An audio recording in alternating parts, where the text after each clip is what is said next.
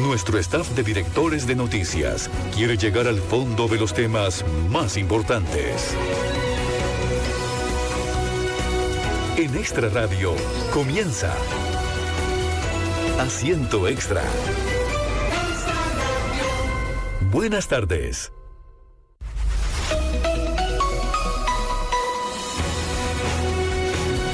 Hola oyentes, ¿qué tal? Las 2 de la tarde y 1 minuto, aquí estamos de nuevo con todos ustedes en esta edición, nueva edición de Asiento Extra, este programa que es hermanito de todo el equipo y de todos los espacios creados para informar, para analizar, que es uno de los retos enormes de todos los días de todo el equipo del Grupo Extra, a través de la televisión, a través de la radio, a través del sistema digital, de muchos sistemas que queremos pues obviamente aprovechar para que usted quede bien informado, se esté informando de las cosas que están pasando aquí a nivel nacional y muchísimas otras que están en este momento preocupando al mundo. Estos espacios como Asiento Extra permiten entonces ampliar un poco más, hacer más análisis sobre lo que está pasando, por ejemplo, hoy que lo haremos en el tema político. La política es esencial en una situación social como la que vivimos actualmente, en la que las redes sociales además son grandes protagonistas, en la que se están conociendo decisiones como ha pasado hoy, que sin duda es la noticia más importante del día a nivel nacional, la decisión de la Fiscalía General de acusar al presidente Chávez, a la diputada Pilar Cisneros, a otros funcionarios por un presunto financiamiento ilegal en la campaña que se realizó en el año 2022, que es un tema que está sobre la mesa, y que pues obvio merece muchísimo análisis. Las 2 de la tarde y 3 minutos, por esa razón, hoy tener un analista y tener específicamente a Ronald Alfaro, pues es de esos gustos, poderlo con él, poder leer la política como está actualmente, lo que se está proyectando actualmente a nivel nacional, temas muy específicos, que le voy a preguntar, lo que ha pasado con el Tribunal Supremo de Elecciones y también lo que se ha hablado recientemente sobre la posible herencia electoral que pueda transferir el presidente Chávez a quien él escoja como sucesor en la campaña próxima. Don Ronald, un gusto muy grande tenerlo hoy. ¿Cómo me le va? Hola, Henry, muchas gracias. Un placer acompañarlos por acá. Saludos a las personas que nos escuchan por las diferentes plataformas hoy día, ¿no? O sea, hoy es... por todos lados. Por todos lados, así es. ¿No? Lo que sí es cierto es que es un asunto grueso, ¿verdad? En el sentido de que involucra a altos jerarcas, digamos, del gobierno, en un tema que cada vez más en Costa Rica viene siendo más sensible, ¿verdad? El tema del financiamiento. ¿Y por qué es estratégico? ¿Por qué vemos estos casos? Porque no es el único, ¿verdad? Ya le ha ocurrido al Movimiento Libertario, sí, le ocurrió al Partido Acción Ciudadana, que todavía está saldando una deuda, le ocurrió a partidos más pequeños, algunos están en proceso. Entonces, si el propio presidente, ¿no? Ya el segundo solicitud del levantamiento de fuero. Exacto. Es el segundo. Este es el segundo. Entonces, vea que se trata de un tema sensible y estratégico, el financiamiento, porque nosotros hemos, como país y como sistema, digamos, electoral, hemos dejado a un sistema de financiamiento sin transformación, ¿verdad? Sin reformas, sin cambios. ¿Y cuál es el gran defecto que tiene? Es muy problemático, porque piénselo en términos, Henry, de un nuevo partido político. Ahora que hablábamos de que están surgiendo cada vez más partidos políticos, ¿verdad? Entonces, estos son partidos que no tienen historial electoral anterior, ¿verdad? Es decir, esta sería su primera vez. Siendo así, ellos tienen que ir a la campaña sin la posibilidad de acceder a recursos para financiar lo que vayan las actividades que vayan a hacer. Entonces, el sistema electoral, de financiamiento electoral en Costa Rica es muy perverso, en el sentido de que usted necesita tener dinero para gastar en la campaña y luego usted justifica esos gastos ante el Tribunal Supremo de Elecciones, el Tribunal Supremo de Elecciones los revisa, ¿verdad? Dice, bueno, sí, estos gastos corresponden, están dentro de la ley y son correctos. Sí, gasté 100,000 colones, aquí están demostrados. Exacto, aquí están los comprobantes, aquí está, se ejecutaron, digamos, las actividades, etcétera, ¿no? Entonces primero usted tiene dinero para gastar y luego justifica y al cabo de un tiempo usted puede recibir el reembolso, ¿verdad? Pero lo que sucede es que los partidos políticos, sobre todo los partidos nuevos, no tienen recursos. Entonces tienen que ir a buscarlos. No van a poder acceder al financiamiento público, ¿verdad? Vía el Tribunal Supremo de Elecciones, hasta después de pasar la elección.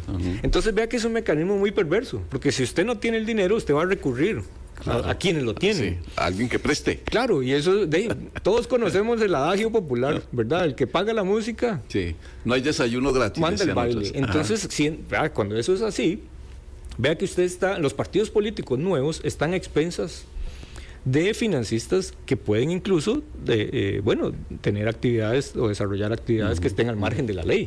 No digo que está pasando, pero está la puerta abierta. Claro, entonces es muy perverso desde ese punto de vista. Antes existía, remontándonos otra vez al pasado, antes existía una modalidad de financiamiento estatal que podía ser adelantado. O sea, el partido decía... plata. Exacto. El partido decía, bueno, mire, yo quiero, este es mi plan de gastos y esto es lo que yo imagino invertir en la campaña y necesito un adelanto para poder hacerle frente a los gastos. ¿Verdad? Lo que pasa es que eso se declaró inconstitucional, ¿verdad? Por la sala. La sala constitucional lo declara inconstitucional, frena esa posibilidad y entonces deja... muy desnivelada la cancha. Claro, porque los partidos políticos tradicionales con fuerza son los que tienen como patrocinar la campaña. Sí, tienen al menos, digamos, más herramientas, ¿verdad? Si ya fueron a una elección nacional, puede que hayan accedido a recursos. Ya, incluso hasta en una elección municipal, digamos, ¿verdad? Porque todo ese financiamiento partidario es centralizado. A un partido político y a la estructura de ese partido, ¿verdad?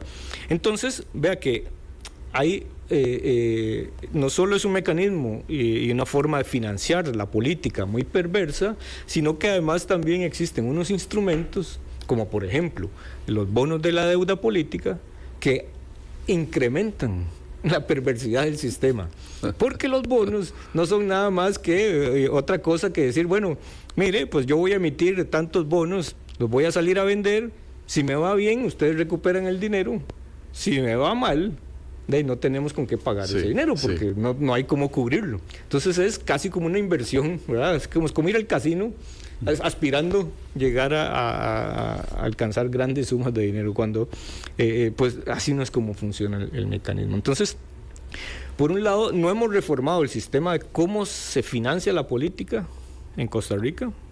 Hace muchos años que hay propuestas y planteamientos e iniciativas, incluso desde el Tribunal Supremo de Elecciones, pero eso no ha pasado. Y al mismo tiempo los partidos se han ido debilitando increíblemente, ¿verdad? Hoy día esos partidos no son lo que eran antes, no tienen la organización, toda la logística, no tienen las bases territoriales. Entonces vea que otra vez las paradojas. Usted tiene partidos muy débiles, todos ellos están buscando dinero, pero las dificultades para conseguirlo son muy altas o mucho mayores. Entonces, ¿cómo hacer, verdad? Darle partidos políticos, darle dinero a los partidos políticos que son un cascarón, ¿verdad? ¿Verdad? ¿Cómo hacer para resolver? ¿Y cuál es el sistema entonces más limpio, si uno quisiera escoger en países donde quizás la política tenga mucha más transparencia? Bueno, sobre todo, digamos, es una combinación también de elementos. Por un lado, bueno, tiene que existir financiamiento adelantado. La posibilidad de que puedan acceder a algunos recursos antes de que empiece la campaña, para que entonces puedan contar con dinero para invertirlo. Segundo, puede ser que también eso se combine con una modalidad de financiamiento en el cual el Tribunal Supremo de Elecciones diga, bueno, vamos a repartir este dinero por partes iguales. ¿Verdad? ¿Cómo? No es que les va a dar el dinero, ¿verdad? A partir de que... Sí, pero no es que les va a dar el dinero en efectivo, ¿verdad? Tome, gaste, vuélvase loco con el dinero, sino que va a decir, muy bien, vamos a comprar pauta en los medios de comunicación para que todos los partidos políticos puedan hacer campaña dentro de estos programas. De repente aquí digamos, en el grupo extra, el grupo extra. El espacio lo alquila o lo paga el Tribunal Supremo de Elecciones y él define a quién va ahí. Bueno, le diría al grupo extra, yo quiero que con este dinero usted paute de todos los partidos políticos, ¿verdad? 30 segundos. 30 segundos, exacto, para que entonces la cancha esté nivelada, digamos, de una manera mucho más, o sea, que esté más equilibrado el juego. Entonces hay varias modalidades, pero el gran riesgo es que, por ejemplo, como no hay, como el financiamiento público es muy complejo, entonces los partidos recurren a mecanismos privados, ¿verdad? A recursos privados, y tratando de montar, en algunos casos, por ejemplo, estas estructuras paralelas que han estado presentes, ¿verdad? Porque esta no es la primera, sí. Y posiblemente no vaya a ser la última, ¿verdad? Porque de alguna manera los partidos tratan de esquivar esos controles. Lo que sucede es que hoy día el Tribunal Supremo de Elecciones tiene controles mucho más sofisticados para hacer la tarea de seguir el rastro a esos recursos. Sí, además porque, por ejemplo, en la que se metió el PAC, ese lío del PAC que fue obviamente demostrando gastos que no estaban. Correcto. Entonces, eso enredaba también mucho el trabajo político en ese momento. Dice don Ronald que obviamente, teniendo en cuenta la situación que se vive con los partidos políticos y la posibilidad de que cuentas paralelas o manejos paralelos sigan ocurriendo, lleva a preguntar entonces a lo inicial, don Ronald, ¿qué tanto afecta ya hoy en día, como está el escenario, esto que pasó hoy con el Tribunal Supremo, la Fiscalía y la solicitud de inmunidad del presidente? Bueno, ¿qué tanto impacto pueda generar? Es un factor, digamos, importante, que de alguna manera, marcará. Siempre en las campañas hay factores que están presentes, ¿verdad? Factores que de repente no estaban contemplados como parte de la ecuación o de la dinámica del juego. Podría ser, digamos, un factor revulsivo de la campaña o no, habrá que verlo, ¿verdad? Todo llevará a ir, digamos, descifrando en qué medida o de qué tamaño puede ser el impacto.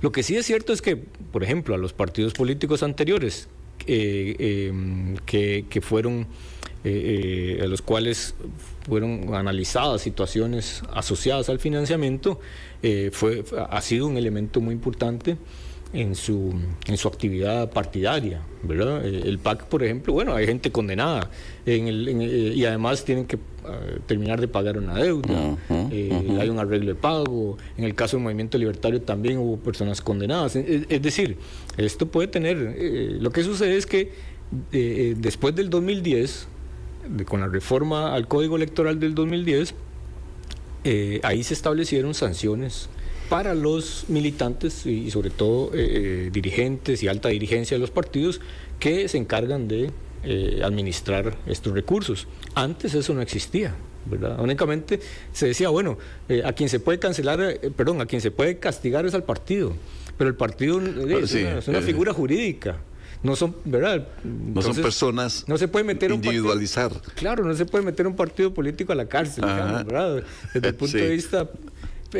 pero luego se establecieron ahora sí sanciones. ¿De quiénes? De sus máximos dirigentes. Ahora, este es un caso que está digamos, en proceso judicial. Y bueno, eso lleva también un trámite, un debido proceso, para ponerlo de alguna manera. Ahora, tanto el presidente como las otras personas tendrán su posibilidad de descargo para una situación de estas. Pero habrá que ver en qué medida este es un factor que se convierte en un obstáculo para el proceso que viene, ¿no? Bueno, ahora, esa es una parte de la noticia hoy a propósito de la decisión de la Fiscalía. Con base en todo esto que usted bien lo reseña, ha sido investigación que ha realizado desde los controles del Tribunal Supremo de Elecciones. Pero también hay otra que obviamente desde el Tribunal Supremo de Elecciones en las últimas horas, que ha prohibido al gobierno que se difunda información o mensajes que exalten logros o atributos en medios tradicionales y en redes sociales durante esta campaña electoral.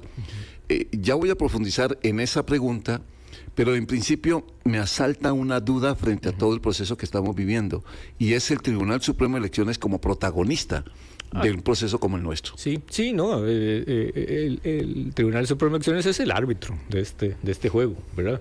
Y a veces el árbitro tiene que llamar la atención, ¿verdad? Tiene que sacar tarjeta amarilla, a veces hasta merita sacar tarjeta roja, digamos, ¿verdad? Pero, bueno, al Tribunal Supremo de Elecciones le corresponde este proceso. Y pues tiene una experiencia, una larguísima experiencia en cómo organizar, ¿verdad?, las elecciones, toda la logística, todo el operativo del material electoral. Muy respetado en el mundo, hay que decirlo de paso. No, sin duda, sí, sin duda. Es un tribunal que sabe muy bien hacer elecciones, ¿verdad? Pero también ha venido desarrollando otra de sus funciones, que antes era menos visible de alguna forma, que es también es un juez, ¿verdad? Es un juez electoral. Y entonces ahí tiene la responsabilidad de la jurisprudencia, ¿verdad? Es decir, de señalar ante determinados eventos, hechos, cambios y transformaciones, pues entonces establecer los mecanismos o las reglas del juego. Y valga decir que también en este caso, en Costa Rica también existe la restricción de que los gobiernos no puedan tratar de hacer campaña estando en el cargo, ¿verdad? ¿Qué significa esto? Bueno, que por ejemplo vamos a ir a unas elecciones y está el oficialismo y está la oposición, pero quienes están en el oficialismo tienen una ventaja comparativa, ¿no? Que están en el cargo. Están en el gobierno. Están en el gobierno, tienen recursos, pueden, digamos, pautar, hacer publicidad, tratar de mostrarle a la población que las cosas se están haciendo. Y entonces de alguna forma eso se convierte en una ventaja comparativamente. En otros países no hay restricción. El gobierno está en el gobierno y puede hacer campaña como quiera, usando los recursos que quiera. Volviendo a Estados Unidos, por ejemplo. Exacto, ese es uno de los casos más emblemáticos, ¿verdad? Y el presidente incluso va y hace campaña para cargos, ¿verdad?, congresistas locales. En Costa Rica existe la restricción o la prohibición de que los gobiernos puedan aprovechar el hecho de estar en el oficialismo para tratar de influir en la gente a través de publicidad, a través de sus logros y a través, ¿verdad? Entonces, por lo general esto se ha respetado, ¿verdad?, en el país. Y cuando quizás no ha ocurrido, pues han llamado a cuentas a los responsables y demás. Y es similar como con las encuestas, Henry, también. O sea, no se pueden hacer encuestas, ¿verdad? Está la veda, por ejemplo, a las encuestas. Entonces, en este caso hay una veda a la publicidad gubernamental, ¿verdad? Y la elección se realiza en un escenario en el que pues se establecen restricciones y se respeta en general este tipo de restricciones. No es de ahora, el tribunal lo que está haciendo es extendiendo eso a algo que hoy día irrumpe en la política, que son las redes sociales y, ¿verdad?, el nuevo mundo por donde transita mucha de esa publicidad. Pero valga decir que siempre ha estado la restricción para hacer en televisión, en radio, ¿verdad?, en medio de prensa escrita, en fin. Ahora está siendo muy específico en el tema de digital. Así es. Esta decisión de las últimas horas. Claro, porque ese mundo, digamos, hoy tiene un nuevo protagonista. Un nuevo protagonista, así es. No quiere decir que, por ejemplo, la actividad del miércoles no la pueda hacer.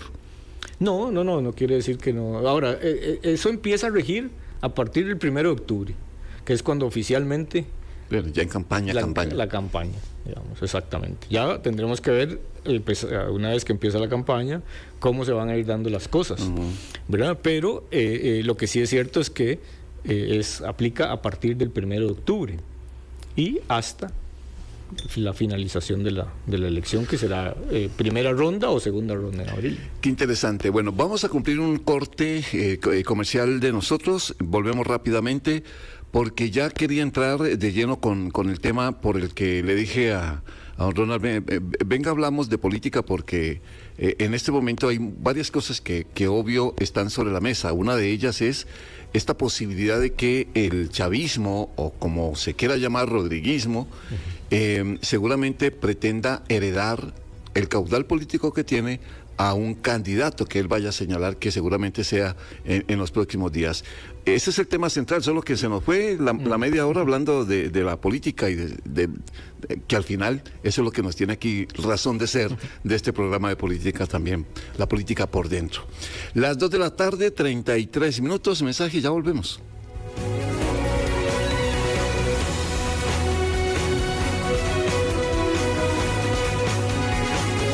Asiento Extra por Extra Radio. Asiento Extra por Extra Radio.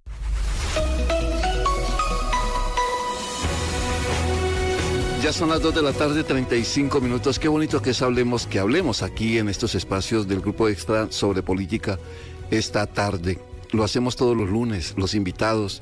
Todos los candidatos a la presidencia van a pasar por estos micrófonos y poco a poco vamos haciendo esa tarea. Este año que vamos a necesitar más tiempo, porque como van las cosas, don Ronald, dicen que por lo menos 30 candidatos vamos a tener, ¿verdad?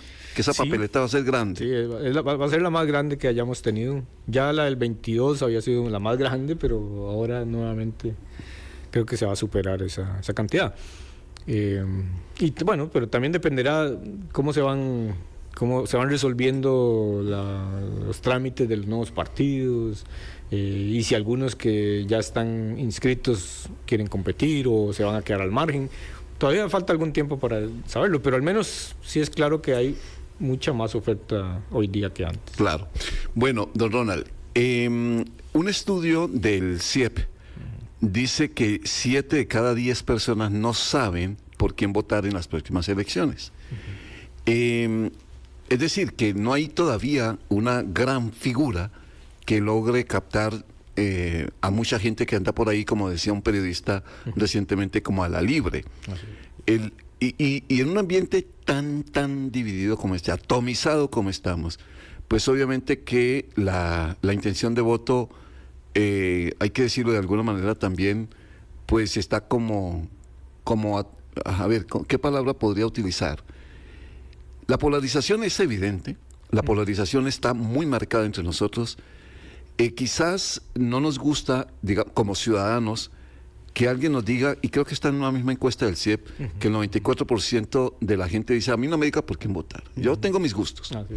Pero se ha insistido que en una estrategia, quizás uno de los hechos que vamos a tener en los próximos días es que el rodriguismo como tal, es decir, el partido que escoja al presidente para lanzar una aspiración presidencial de alguien que él diga quién es, él o doña Pilar digan quién es, si ese caudal que lo ha seguido a él, a Rodrigo Chávez, siga a ese otro candidato.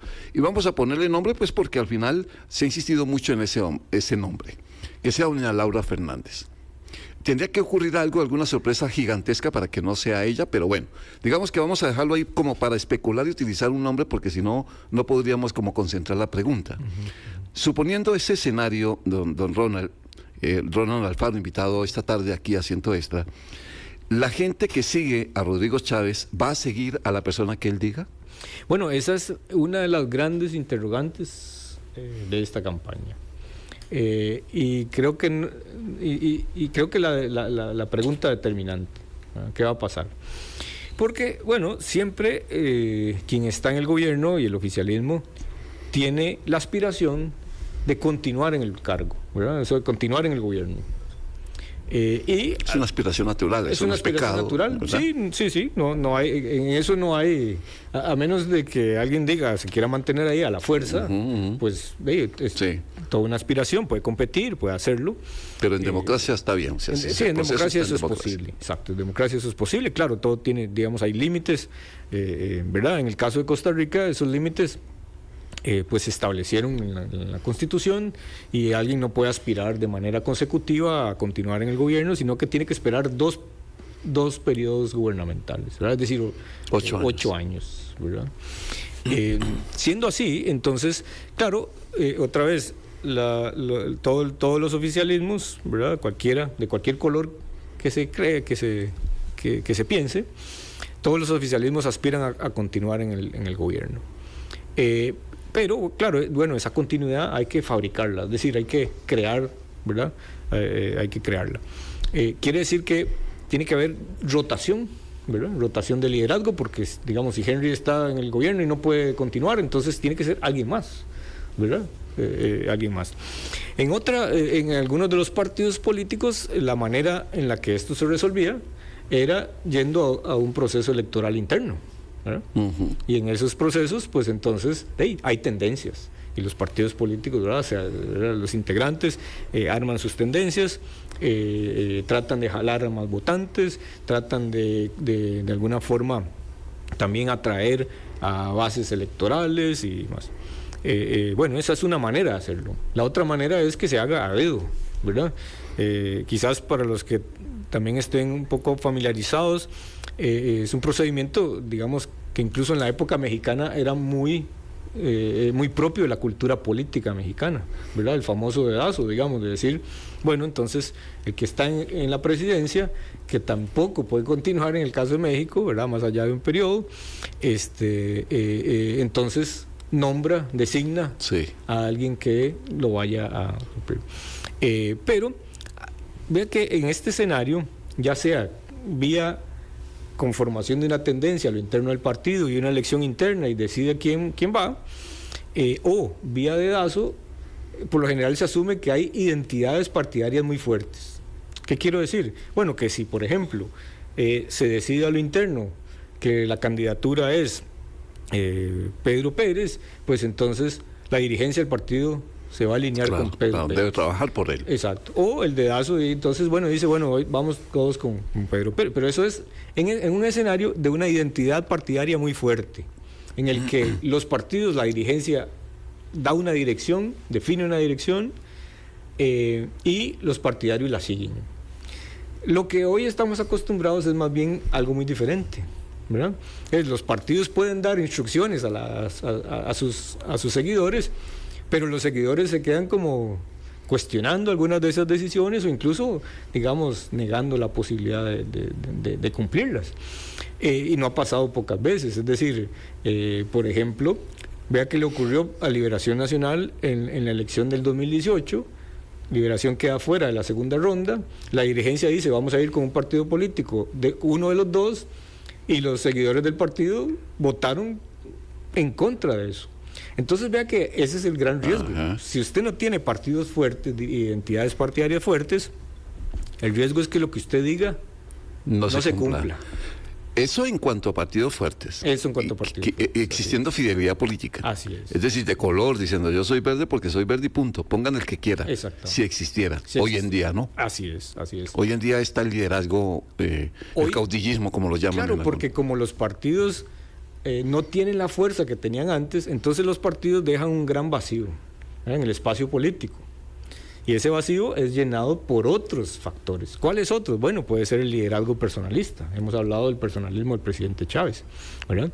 Pero también el gran reto ahora es si existirán otros liderazgos que tengan la aspiración de arrebatar, ¿verdad? De quitarle al oficialismo el gobierno. ¿Verdad? Y esa es, digamos, en alguna forma lo que otros agrupaciones políticas están tratando de crear. Para el oficialismo siempre el tema de que el hecho de que se acerquen las elecciones plantea un gran reto en dos sentidos muy importantes. El oficialismo no puede dejar de ser gobierno, ¿verdad? Tiene que cerrar, ¿verdad? Continuar y terminar ese mandato. Entonces esa es una gran tarea. Y vea que además en el caso de Costa Rica no es solo que tenga que terminar su periodo, sino que además termina su periodo, pero además usted no puede salir a decir con bombos y platillos, vea todo lo que he hecho, vea todo lo bueno que somos, vea todo, ¿verdad? Porque hay restricción para hacer eso. Ya el tribunal dijo, señores, sí, usted no se recuerde que usted no puede aplicar ese factor. Entonces, esa es una tarea muy importante, o sea, continuar al frente del gobierno. Y la otra gran tarea es construir la alternativa política para los siguientes 4 años. Entonces, usted tiene que, como un malabarista, tiene que ser capaz... Pero no es más fácil, don Ronald. A ver.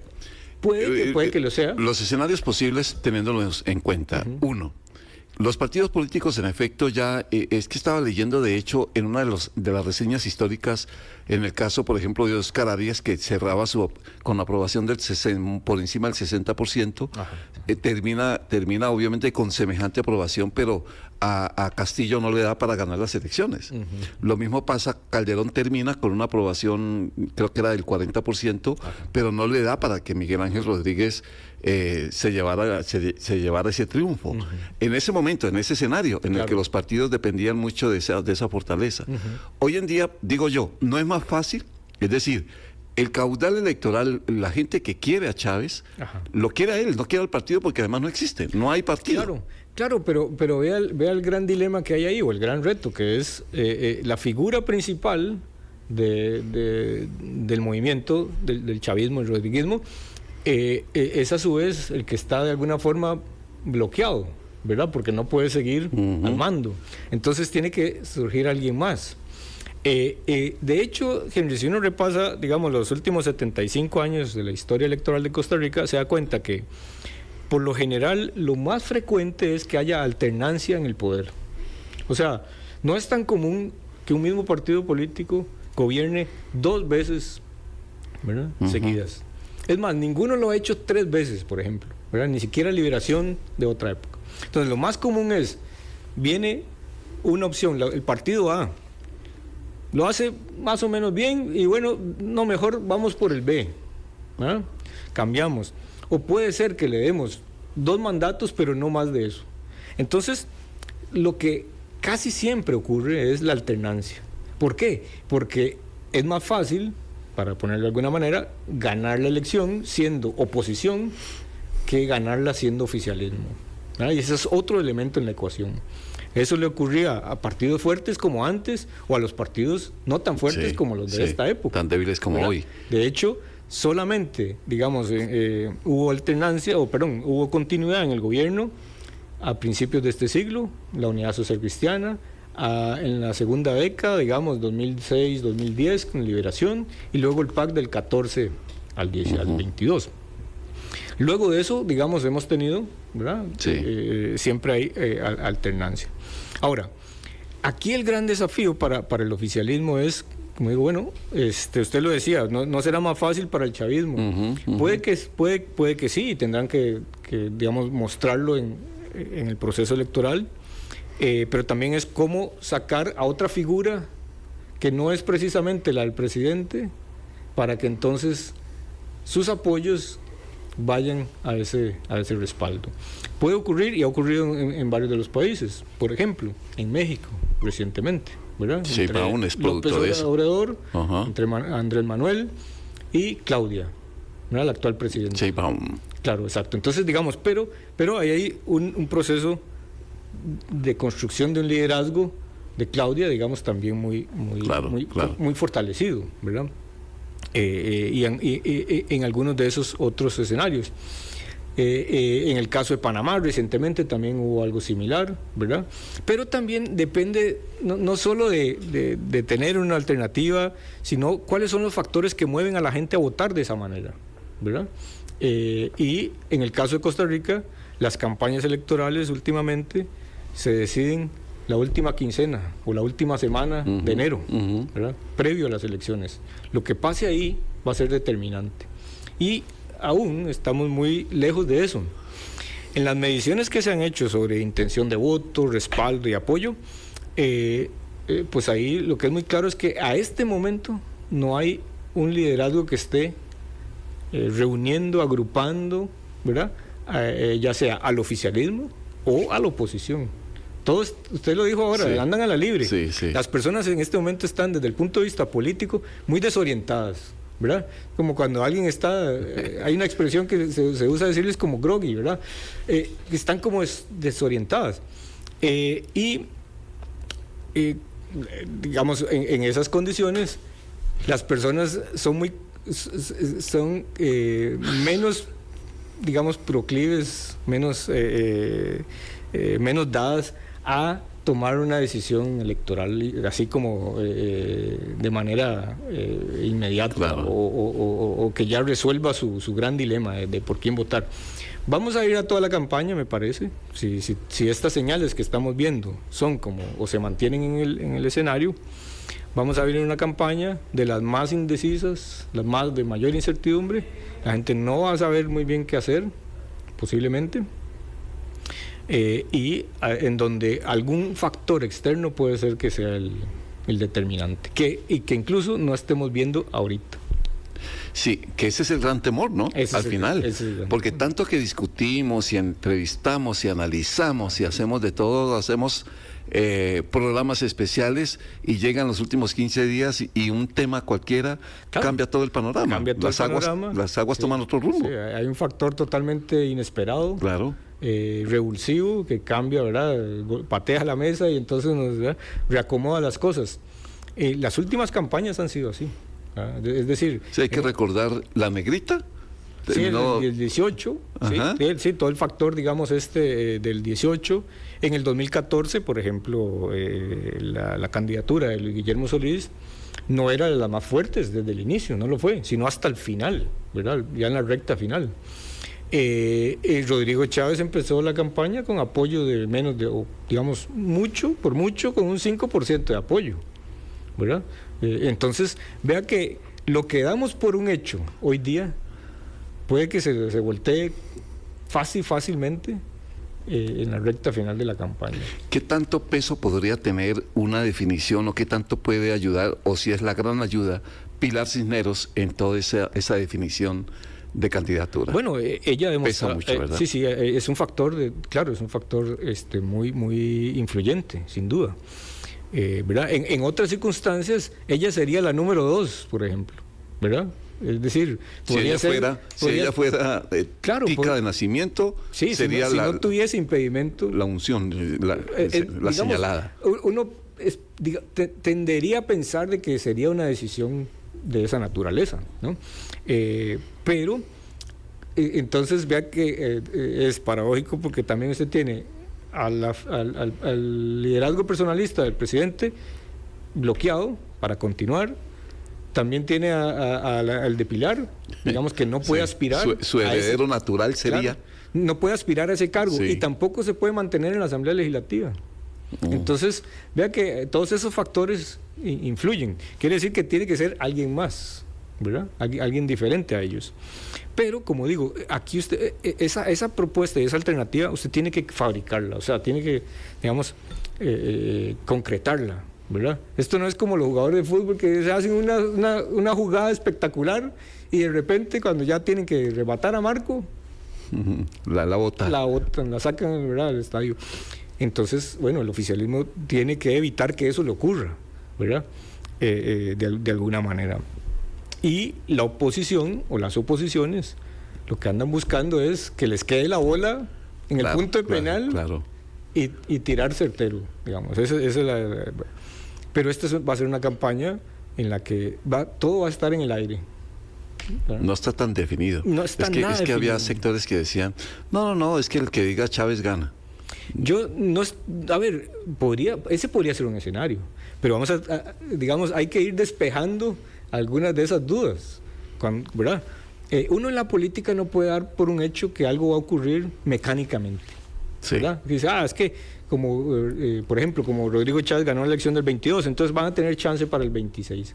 Vea que, por ejemplo, el PAC ganó la elección del 14, la gente decía, no, el PAC no va a tener chance para repetir.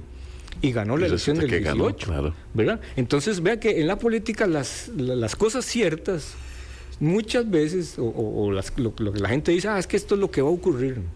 El pronóstico ese muchas veces se cae, porque hay muchos otros elementos que están en juego, que aparecen, irrumpen, y de repente, cuando nos damos cuenta, nadie lo vio venir y estamos en otra, ¿verdad? El partido tiene otra dinámica. Por fechas, ¿qué viene? ¿Cómo está la agenda? ¿Qué viene ahora? Sería ya el anuncio por parte de el chavismo, ¿verdad? Sí, y de varios de los partidos que tendrán que ¿verdad? Están en sus últimas etapas de ratificar procesos, ver si se van a inscribir, si pueden participar o no. Bueno, los partidos son unas organizaciones muy jerárquicas, en el sentido de que tienen que hacer asambleas, y las asambleas son los que nombran a sus candidatos y candidatas. Entonces todo ese proceso se lleva, digamos, muchas veces a lo interno.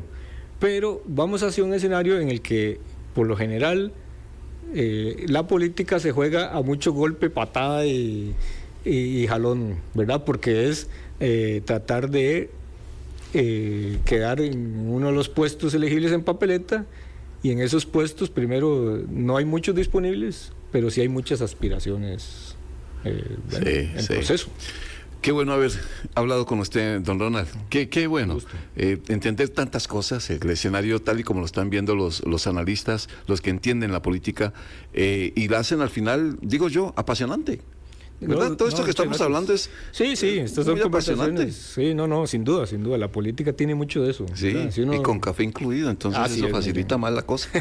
Muy bien. La discusión. Gracias por la invitación. No, es con mucho gusto, y que no sea la primera, don Ronald, por favor. Porque sí queremos crear, don Ronald, a propósito, mucho espacio para esto, para aprender, para analizar la política, no depender mucho de qué dicen las redes, las tendencias como están, no, entenderla y discutirla, vale la pena. Sí, no, la política es una actividad humana muy determinante en nuestras vidas, a pesar de que algunos digan, bueno, yo con la política no quiero nada, pero la política es que tiene el control de muchas de las decisiones, claro, ¿verdad? Tanto aquí como fuera. Y se define nuestro futuro a partir de ella. Ronald Alfaro Redondo es su segundo apellido, ¿verdad? Redondo, Casi nunca lo decimos. Redondo. Ronald Alfaro Redondo, que es investigador del CIEP, es profesor catedrático de la Escuela de Ciencias Políticas de la UCR, además es coordinador de la Unidad de Estudios de Opinión del Programa del Estado de la Nación, y además es doctor en Ciencias Políticas de la Universidad de Pittsburgh y máster en Ciencias Políticas de la Universidad de Columbia. Por eso es que, pues ya ustedes lo escucharon, por eso es que conoce la política. Don Ronald, de nuevo, muchas gracias y que pasen una bonita tarde. Muchas gracias y buenas tardes también. A ustedes, oyentes y seguidores nuestros, a través de la televisión también, muchas gracias por haber estado con nosotros en esta edición de Asiento Extra. Mañana nos encontramos a partir de las 5 de la mañana en la edición Desde Buena Mañana, aquí a través de 92.3 FM. Que pasen una bonita tarde, abrigados por favor.